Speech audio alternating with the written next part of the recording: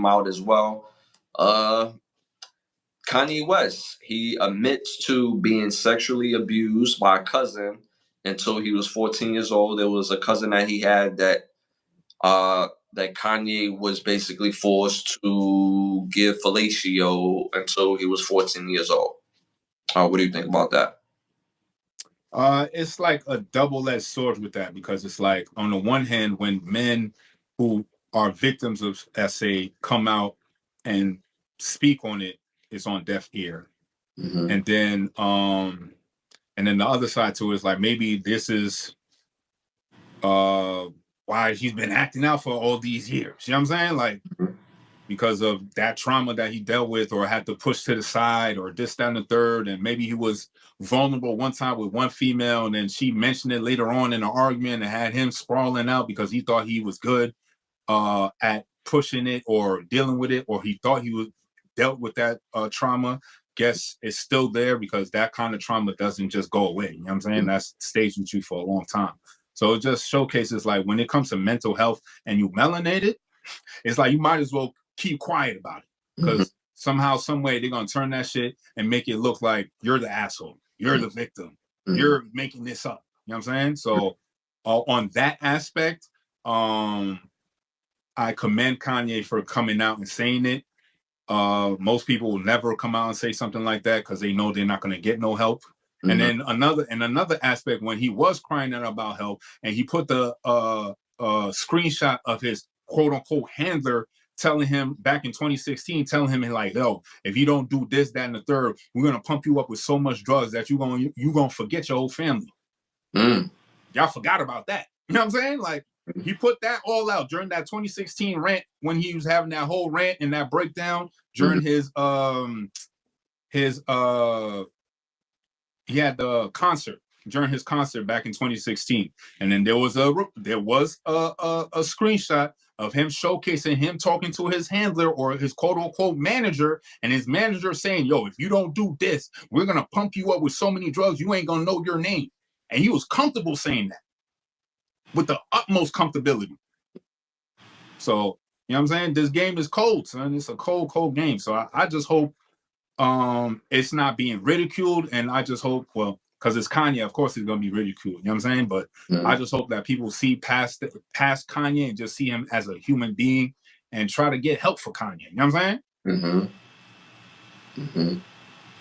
I mean, well, at the end of the day, when you have a situation like this, when it comes to sexual abuse in any type of way, a lot of times most young men will not speak about it, especially to the masses, because the lack of belief, the lack of help. Like, at the end of the day, what as men, what we learn is, if we vocalize our trauma, do we get a resolution?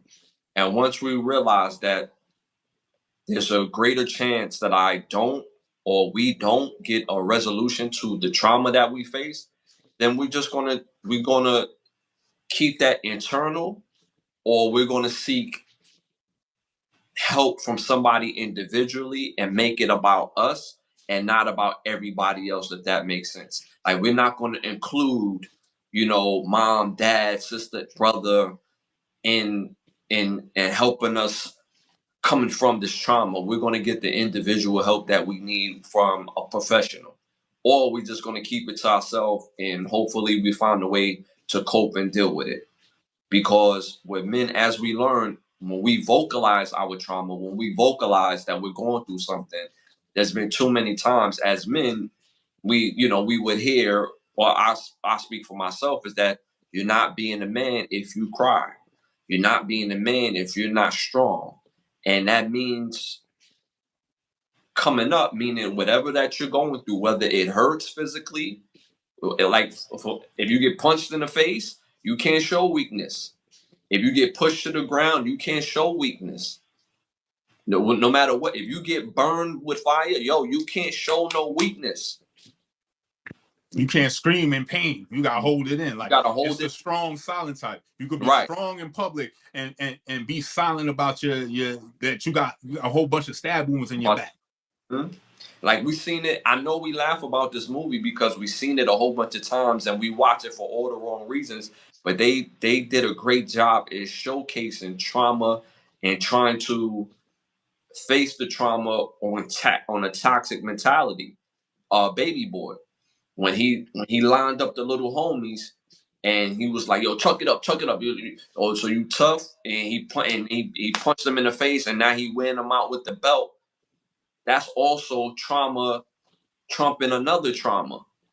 You see what I'm saying? So at the end of the day, we're conditioned to deal with everything with, yo, be tough, be strong. That's a part of being a man, baby. There's not a place where we could go and break down our trauma, and there's a place where we can land and come from that trauma stronger just by talking. That's why it's scary with men on men, in a sense where there's a low level of violence among men always, where just a wrong word that could be said, it could go to 1,000. Is based on that trauma. Yo, you gotta be a man. You gotta be strong, baby. So I don't take what he said lightly.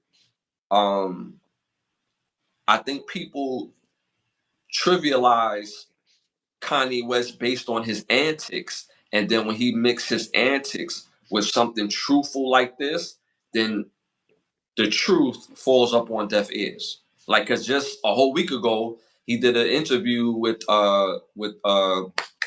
I can't think of the dude's name. He's also another DJ that don't play no records. Oh, academics. Academics, right? And he has a whole KKK mask on, suit on, but instead of it being the color white, it's the color black. You know what I'm saying? The antics of it all. So again, it's like when that truth is mixed with the antics, people trivialize his pain and don't take it seriously. When he's really speaking out on something that's a real thing that affected him probably his whole life. What do you think about that? Adding on to that. It's just the society we in. Like, it's not catered to our needs because it's not focused on our needs. So we gotta create it for ourselves. A space where, you know what I'm saying, these type of traumas can be exercised out of it. However we need to do it. Like, man, we have to have a system in place for us, because if we don't build it, nobody else is gonna build it for us. You know what I'm saying? So we gotta come up with a way to get rid of these traumas that we have, that we still holding on to. You know what I'm saying? Like, these things we have to let go. And when we do cry out for help, we're supposed to get help, because we created a system and in a society where somebody else cries out for help, they get help. But when it comes for us, we forgot about us. You know what I'm saying? We forgot about ourselves. So we gotta create that for ourselves. I agree, brother. All right, y'all. Moving on to our next hot topic. Gotta talk about it. The hottest movie out right now. Sinners review, y'all.